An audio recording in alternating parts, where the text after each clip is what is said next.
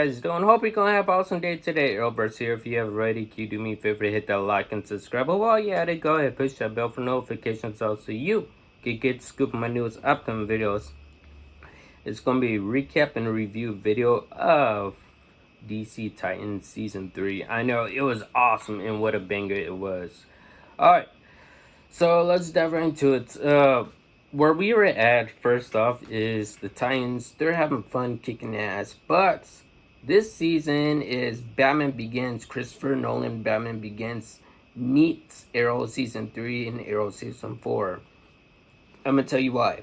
In Batman Begins, Scarecrow was in it. He was planning on putting some toxins inside the sewer. And once the sewer headlines was, well, I guess you could say, connecting and combined together, it was an antivirus that released into the air, which was toxic fear. But in this situation, DC Titans, this wasn't any ordinary toxic fear. This was death. If anyone breathes this airborne virus, then they will actually die. So this was even more darker version. They did have the Lazarus Pit in it. Now the Lazarus Pit was a little different from Arrow Season 3, Season 4. Now, when Jason Todd actually died, I guess you guys could put two and two together. Obviously, they used the Lazarus Pit. I'm not going to say who used the Lazarus Pit on Jason yet. But it wasn't like Thea. Thea was half dead. It was like Sarah Lance. Like when Sarah Lance was officially dead and they put her inside the Lazarus Pit and she came back to life. That is the same thing that kind of happened to Jason, but Jason still had his marbles together. He wasn't like really insane or crazy trying to go after a person who actually killed him like Sarah did.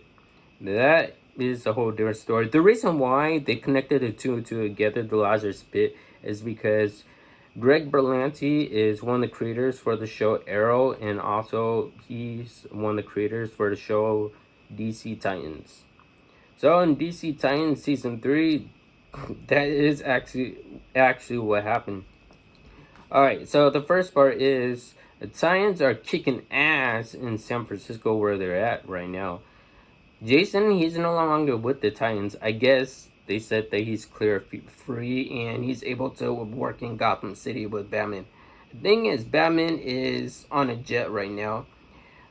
Jason calls up Batman, says that I tracked down the Joker on the radar and I know where he's at. He's at an abandoned amusement park all alone, and Jason thinks that he could take him on. Bruce says that no, you're not to engage. Wait till I get back tomorrow. Jason is very impulsive and he does not like to wait at all. He thinks he could go by himself and take out the Joker. He believes so. The thing is about Jason is that he still doesn't have his marbles together, not just yet. He has this drug that he uses. It's kind of like an inhaler he puts over on his mouth. And it's some airborne toxin that keeps him sane, I could say. So he goes to an amusement park that's abandoned. It's been abandoned for like a decade, basically. He sees a police officer tied up. Then he turns around and sees the Joker. Joker brutally beats him to death. I believe hits him like 10 times with the crowbar and kills him. Yes, other than that, news reported on the headlines, Batman's sidekick Robin is officially declared dead. And we got to see Dick actually go to Gotham right now. And also he went to see Commissioner Gordon. Commissioner Gordon is now Barbara. Barbara used to be, oh yeah, they used to hook up Dick and Barbara. She used to be Batwoman. When she was Batwoman, the reason why she's in a wheelchair right now and she quit being Batwoman is because the Joker shot her in the back. So after Jason was actually really declared dead, Bruce, he went out in his own way and he broke into Arkham Asylum. They didn't show he broke into Arkham Asylum. They only said that someone broke inside Arkham Asylum and beat the Joker to death. That is what Bruce did. So when Bruce went back to his house, he saw Dick and he looked at Dick and he said that it's over for me. Be a better Batman. and he threw a crowbar on the floor. It was bloody as hell, and you could tell that, yes, he did went over and killed the Joker. And he disappeared. He went to his private jet and disappeared to, I don't know, it was like a castle in the mountains. He was writing, I believe, his will too. Like, I guess since he broke his #1 rule, not to kill anyone ever, he just never wanted to be Batman.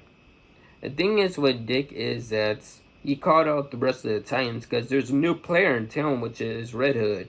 Red Hood comes to a parlay where there's a lot of top thugs there that are actually talking, and one of them gets shot in the head. And they say that Batman's gone. You guys are listening to me now, working for me. So they end up working for him. They're working for Red Hood. Now Red Hood is sending out little Easter egg messages to Dick, saying basically, I know who you are, and well, I have something big planning for you. He's taunting Dick over and over, and the Titans are right at in the Batcave as we speak at the moment. They're trying to figure out what exactly is going on, and Dick is actually working with Barbara at the Gotham CCPD at the moment, and they're trying to find out who this Red Hood is. Now, a long time ago, before the Joker became Joker, he was actually Red Hood, and so they think that this is a copycat of a Red Hood, but it's not a copycat of a Red Hood, nor of a Joker. It's just someone entirely new, a new player on the board, someone that's actually killing people with guns and also AR-15s. Have no idea why. And so what else happens is that I guess they finally track down where Red Hood is at. Nightwing actually fought Red Hood. It was a similar fight. He knew exactly how Red Hood fights. It was eerie familiar. They were also using Scarecrow as a inside source. Scarecrow, Dr. Crane, he was actually still locked up in Arkham Asylum, and Dick hated the option where they had to use him as a associate. Basically, some information to find out who Red Hood was and where he came from, or where is he actually located at. So you get some information that tells him that, good information, so that I guess he able to get some Red Hood, and let's just say that he broke a piece off Red Hood's mask, and he found out that it was Jason all along. He needs some help. Dick said, Jason is no longer one of us. He is someone else, something else, and we need to take him down, and we need to stop him. Hank is all for it. Hank never really did like Jason. He never really did like the little shit. He wanted to actually break his neck by himself. But then Hank gets a phone call. Hank gets a phone call from Jason Todd. Jason is saying, Hank, I need your help. This isn't me. I don't know what's going on. Basically, calm down, Jason. Just tell me where you're at. He says, if I tell you where I'm at, you can't tell Dick or the other Titans. He says, alright, what do you want me to do? I'll come over there and help you out. Just tell me, we'll talk. So he gives some orders to Hank that is really weird. Okay, first off, he says, I need you to ditch your phone and go inside the cab. So, gymnasium, which has a swimming pool, and Jason says, I need you to take off your clothes. And Hank says, you really think I'm wearing a wire? And he says, takes off his clothes, and Jason says, all of it. Hank says, are you serious? Alright, I charge by the hour. Jason makes him take off his boxers, yes. And Jason says, I want you to swim inside the pool all the way on the cross of the other side of the pool and get out. And swim inside the pool and says, you happy now? I already did it. And then Jason pulls a little jigsaw, which means when Jigsaw like captures people, he puts a gauze mask around their nose and knocks them out, basically. So that's kind of the same thing what happens to Hank, but then Hank returns to Bruce's house and tells everyone, I saw that little shit, and well, I'm pissed off. Jason implanted a detonator inside Hank's chest, which is very advanced, and no one should even know about that. Now, they tell Superboy, like, there is a device where you could create it that will, I guess you could say, disconnect it from his chest and save Hank's life. But there is even more sooner, so Hank only has a few hours to live. Now, Jason, well, technically, Dick finds out that what happened to Jason is that on the security footage in the hospital, his body was taken away by one of Jason's friends. So Jason calls up Dick and says that I want you to meet me at this place, but first you gotta rob an armory truck. And Dick says basically like, fuck you, I got my other plans to do and I will save Hank. So as soon as Dick tracks down Jason's old friend, he finds that Jason's old friend, well, he jumped off a 3-story building and lands on a car. I believe it was Dick's car. I'm not entirely sure. Dawn, on the other hand, she robs the armory truck and she gets the golden bars. She meets Jason at a place where he wants to make the exchange and she says, alright, I got what you wanted. Jason throws down a gun in front of her. He says if you want to save Hank, you're going to have to use that gun. He's trying to trick her. So she aims the gun at him. She says, give me the device right now, because he says he has the device in his hand, which he showed. Now he said that go ahead, try to shoot me and see if you can save Hank by that. If you shoot me, you won't save Hank. So it was a little, I guess, shoot him. So Dawn couldn't take it anymore. She pulled the trigger and he says, oops, looks like I switched to detonators. Reminder, Bruce Batman is a master of building devices. So obviously he taught Jason how to build devices and tricky ones. So Dawn pulled the trigger and that was the detonator. And so Superboy finally created the, I guess you could say, device that will disconnect the detonator inside Hank's chest. But unfortunately, Hank didn't make it. It blew up his entire body and stuff. So he ended up dying and Jason ends up disappearing. Dawn is heartbroken and she can't stay in Gotham any longer. So she goes off and she goes to Paris to see her parents. And I think that's good for Dawn. She needs to like leave because she couldn't take it anymore right there. She wants Dick to end up stopping Jason once and for all while she's gone. Give her some closure. So after that, the Titans, they find out that eventually Scarecrow was actually working with Jason Todd all along. Because how they found out what Jason Todd was working with them is because Jason was actually given an antidote. They found out what kind of antidote he was using. It was one of Crane's toxins. Crane, let's just say that Dick used Crane as bait to bait Jason out to their old training grounds. Their old training grounds was inside the woods in a cabin. Dick wanted to have their final fight there, but Barbara, she tracked down Crane where he was at, and she had a helicopter, and she shot, well, she shot Jason Todd, but she shot Dick on accident, and Jason left with Scarecrow. So this was planned out for a long time. One reason why Robin, well, I can't say Robin, Jason betrayed everyone is that Bruce told him that you are my son, I think of you as my son, but you're not fit to be a Robin. I'm gonna have to find another Robin. That's what really pissed off Jason right there. That's why he went over to see Scarecrow. And he was the mole. He leaked every single information about Bruce, about the Titans, their identities, everything.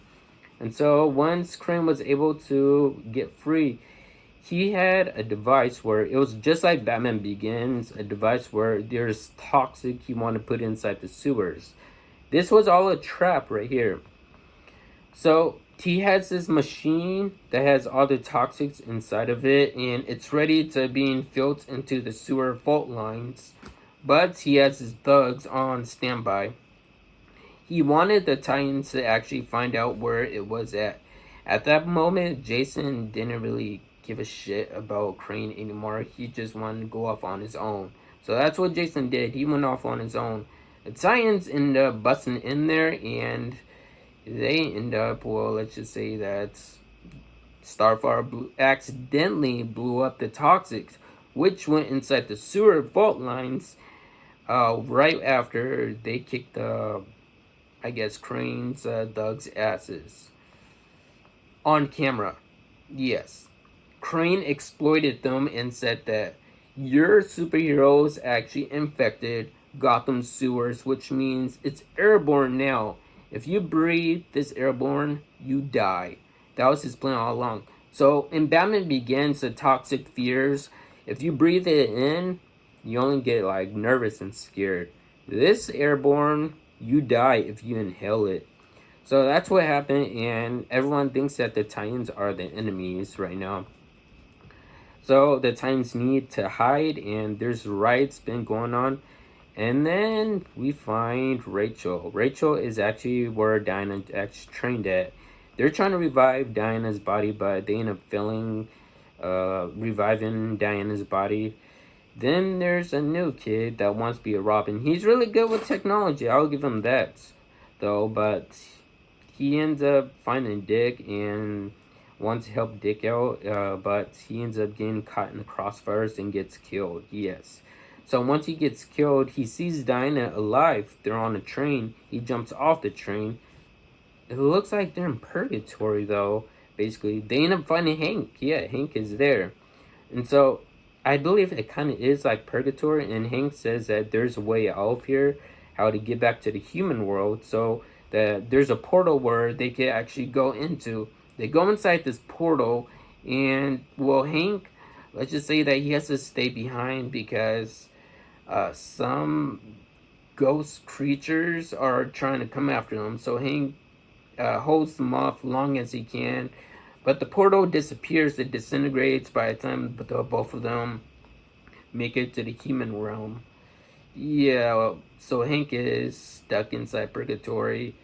But Hank does have a good ending because he sees his long-lost dead brother. His brother is actually in a superhero outfit, and his brother says, right now, I'm helping out a town nearby. I could use your help, Hank. So Hank is going to be staying there with his brother. Yeah, I guess in the purgatory ghost world, you could say. Other than that, what happens later is that I guess the new Robin, well, the kid who wants to be the new Robin, Diana, they're alive, and Rachel is back. Now, this is the part where Dick wants to have a face-off with Robin. Well, not Robin, Jason Todd, finally. So, they end up fighting to the death. But some associates that hate the Titans, especially Nightwing, they surround Dick, and they have guns, and one of them actually kills Dick. And Jason, apologies. Jason walks away. He says, alright, I don't want anything to deal with this. You guys killed Dick for me. Good for you. I'm leaving. I'm out of here.